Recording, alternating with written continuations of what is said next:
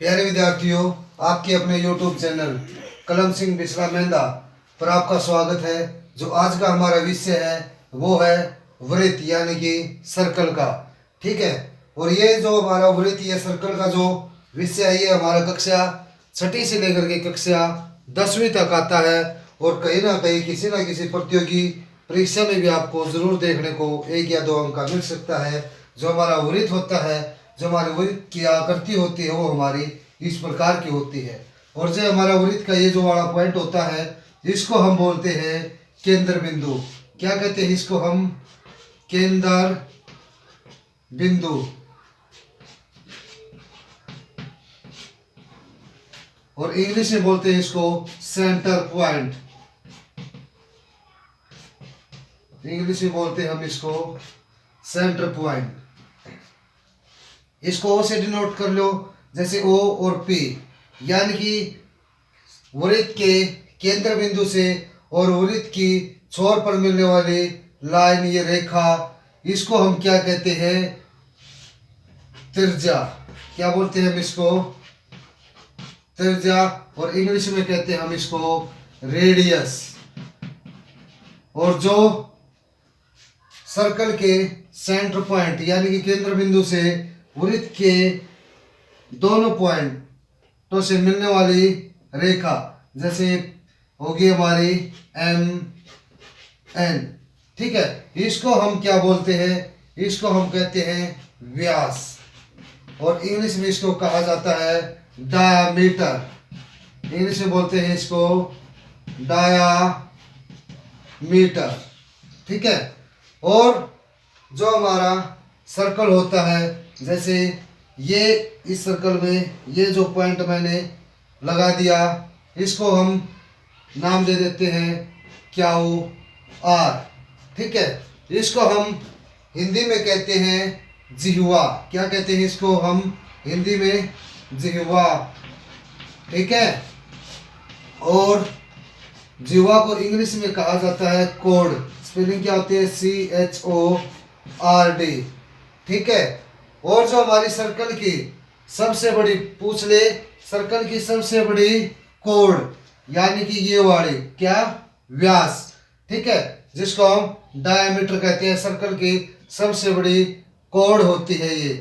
ठीक है, और जो हमारा सर्कल के ऊपर जो एक पॉइंट होता है, जैसे हमने ये पॉइंट मान लिया S, पूछ ले कि इस पॉइंट से, सर्कल के ऊपर इस पॉइंट से इस वृत्त की यानी कि सर्कल की कितनी स्पर्श रेखाएं हो सकती हैं? यानी कि स्पर्श रेखाएं क्या होती है? देखो, एक पॉइंट से गुजर के जाती हो, जैसे ये चली गई इस साइड। ठीक है, ऐसे करके कितनी होती है? तो ये हमारी अनंत। ठीक है, इनफाइनेटली बोलते हैं इंग्लिश में। ठीक है, तो इसको हम बोलते हैं, ये जो हमारा पॉइंट है एस, इसको हम क्या कहेंगे? ये हमारी कौन सी रेखा है? इस रेखा का नाम है स्पर्श रेखा। और इंग्लिश में इसको बोलते हैं टेंजेंट। TANGENT।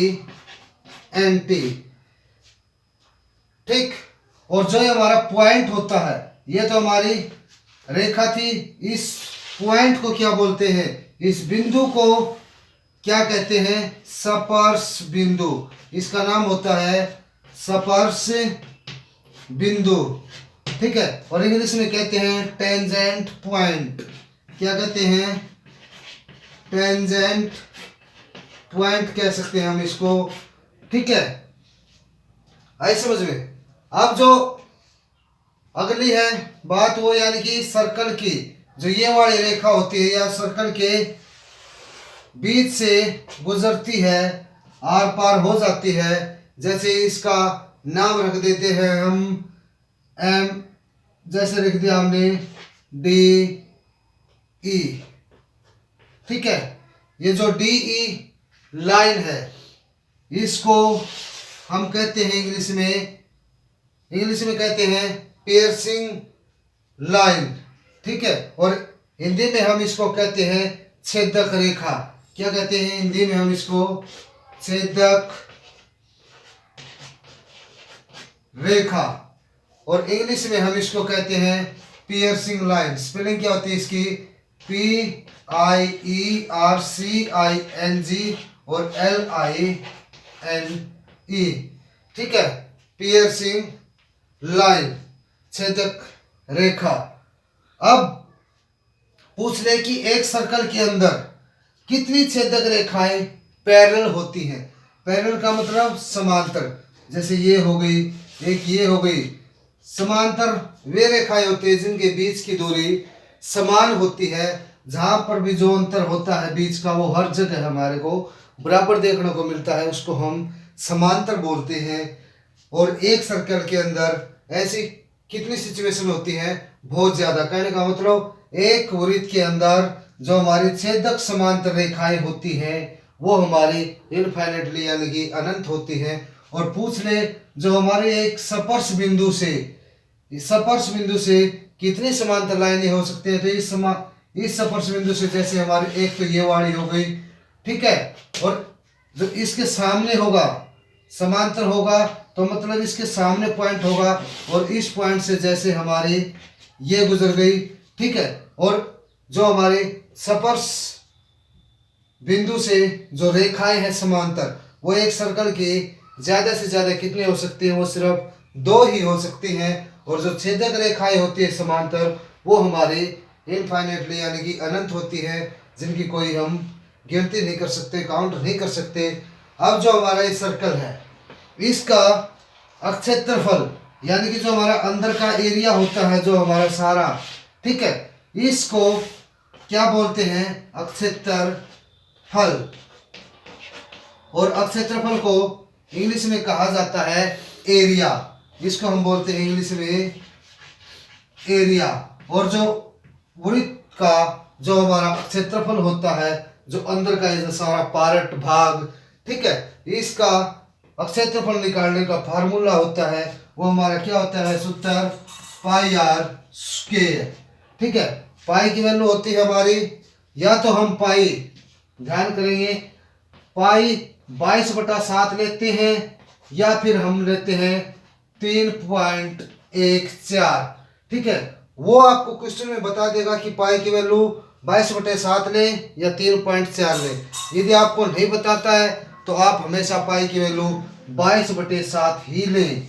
ठीक है, और जो हमारा ये होता है जो सर्कल का बाहरी चाप यानी कि, ठीक है, कोण, इसकी लेंथ यानी कि लंबाई निकालने का फार्मूला, और इसको हम क्या बोलते हैं? हिंदी में बोलते हैं इसको परिमाप कह सकते हैं आप, और या फिर आपको इसको परिधि भी कह सकते हैं।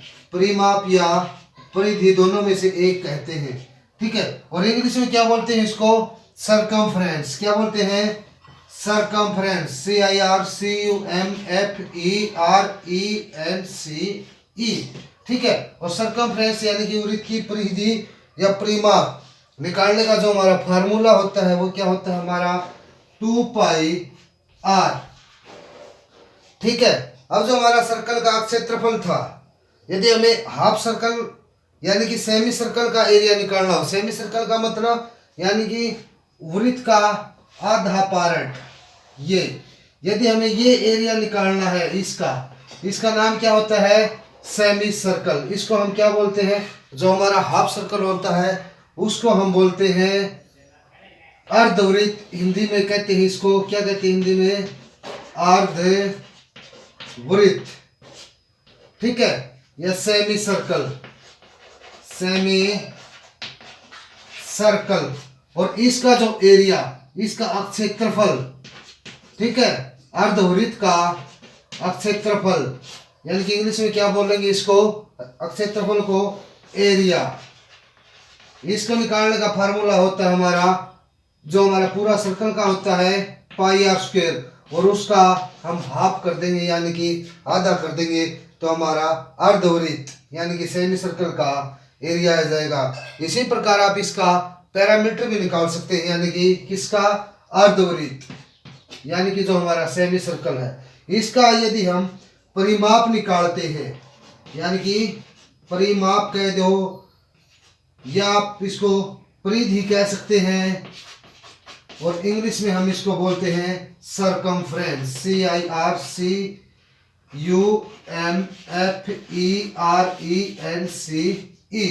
ठीक है, सरकमफ्रेंस निकालते हैं। जो हमारी सर्कल की सरकमफ्रेंस होती है वो हमारी होती है 2πr।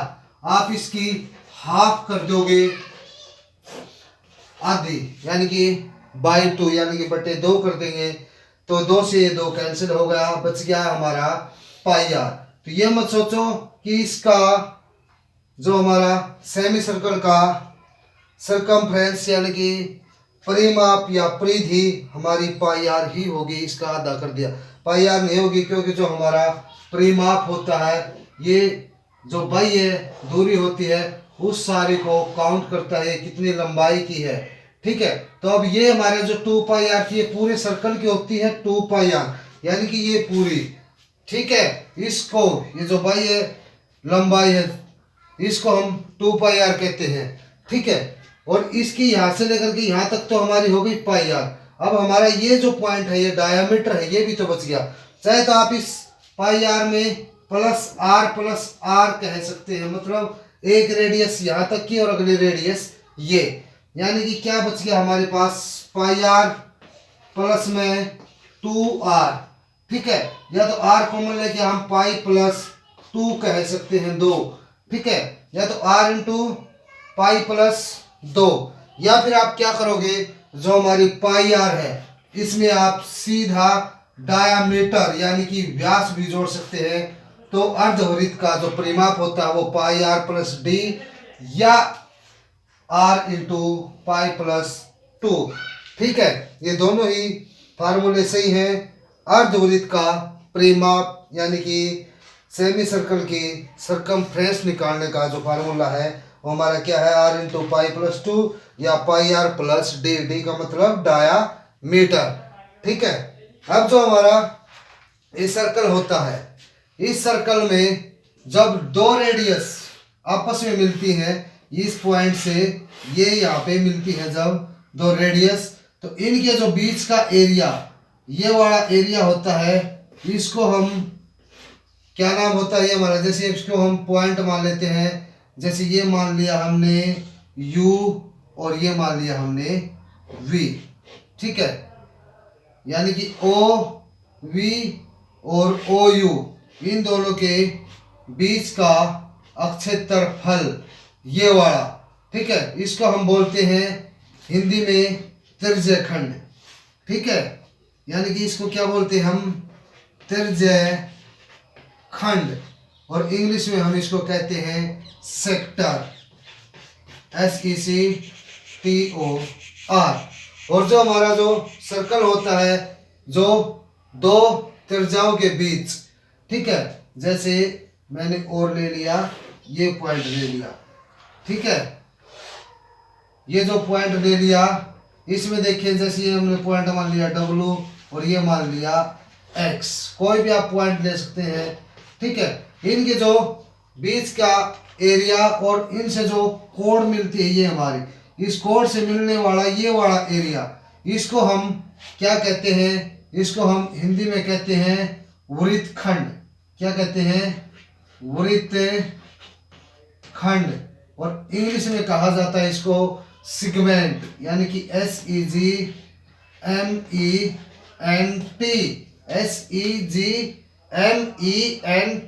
सेगमेंट, यानी कि वृत्तखंड बोलते हैं। तो ये हमारे सर्कल यानी कि वृत्त से संबंधित कुछ बातें थी और अर्धवृत्त के बारे में मैंने आपको बता दिया है। ठीक है, तो आपको ये वीडियो कैसे लगी, इसको ज़्यादा से ज़्यादा शेयर करें, वीडियो को लाइक करें, चैनल को सब्सक्राइब करें और कमेंट करके बताएं कि आपको ये वीडियो कैसे लगी। धन्यवाद।